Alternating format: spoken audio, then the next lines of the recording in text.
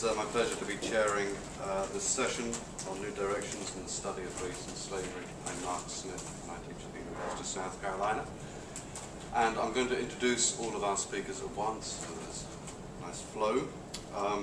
Our first speaker is my friend and intellectual comrade, Joyce Malcolm, who's going to be talking on slavery in 18th century Massachusetts and the American Revolution. Joyce is professor of law and a historian, and a constitutional scholar, and her work focuses on the development of individual rights in Britain and America, a genuinely comparative endeavor.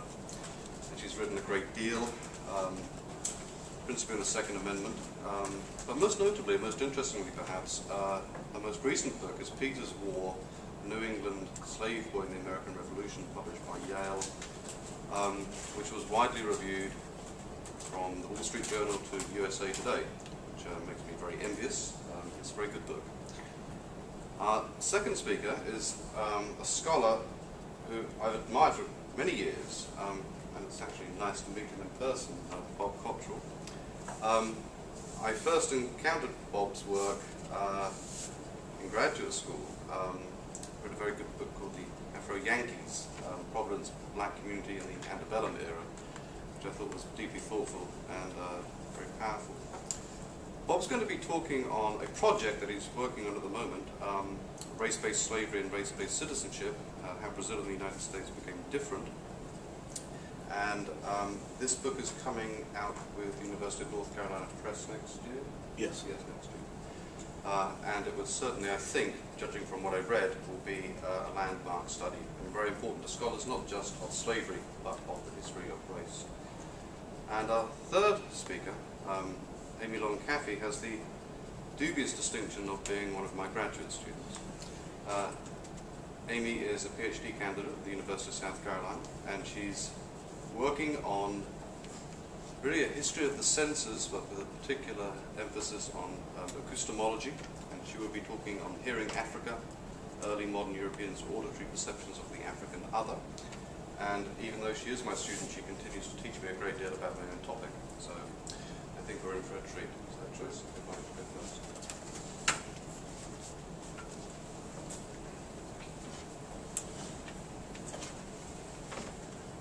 First, I'd like to start with an apology, which is that there's some references to Peter in this essay that I put on the link, and that was because the work that I had done on the background of slavery in New England, and particularly in Massachusetts, was for the book that I wrote on the New England Slave Boy. And I know this is a terrible excuse, but my computer died about a month ago, and so I was unable to purge these bits from the paper.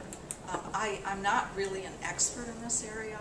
I had found a bill of sale from work that I had done years ago for a child in Massachusetts dating 1765 who was 19 months old and was sold to a white farming couple in Lincoln, Massachusetts, a little farming village.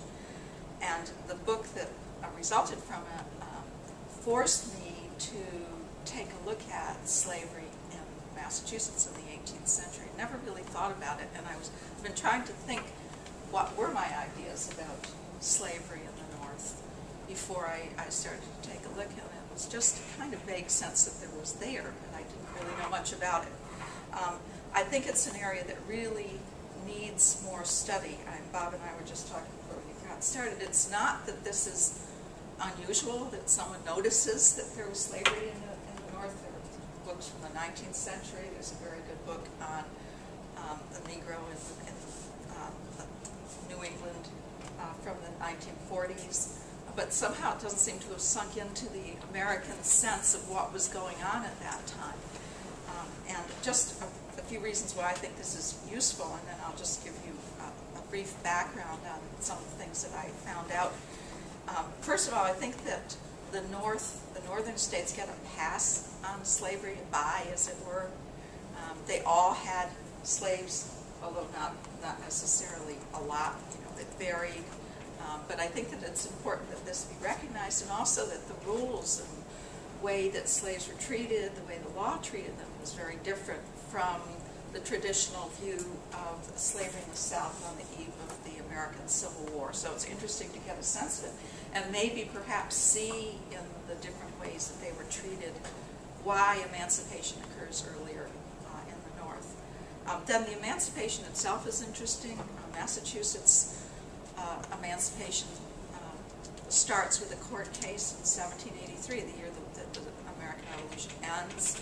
It's the first emancipation, and it's instant, whereas other states like Pennsylvania, which had a long tradition of pushing for abolition, particularly by the Quakers, had gradual emancipation, as did some of the other states. So just looking at the different ways that they went about it, I think, is valuable. I think it helps us understand the Revolutionary War. It's very hard to really see it whole if you don't understand how both sides tried to appeal to and use black soldiers in the course of the war. And then also, it helps us, I think, understand the Constitutional Convention, because there's this neat division in the Constitutional Convention, the North against the South, all of these issues of slavery.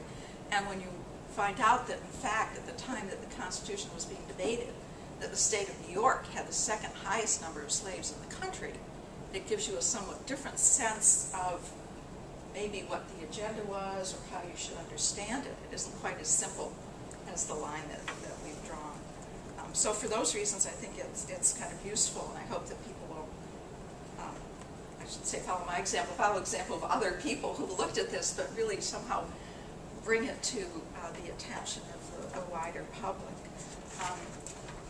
Just a brief background on slavery in Massachusetts, starting with the Massachusetts Body of Liberties, which was this law code that was drawn up in 1641. It looks like there isn't going to be slavery in Massachusetts. And in fact, it starts out by saying, one of the articles says, "There shall never be any bond slavery, villanage, or captivity amongst us." That sounds pretty positive, except that then the article goes on to say, unless it be lawful captives taken in just wars, and such strangers as willingly sell themselves or are sold to us. I don't know why they started with it. There shall never be any bond slavery. "And these shall have all the liberties and Christian usages which the law of God established in Israel concerning such persons do morally require. This exempts none from servitude who shall be judged thereto by authority."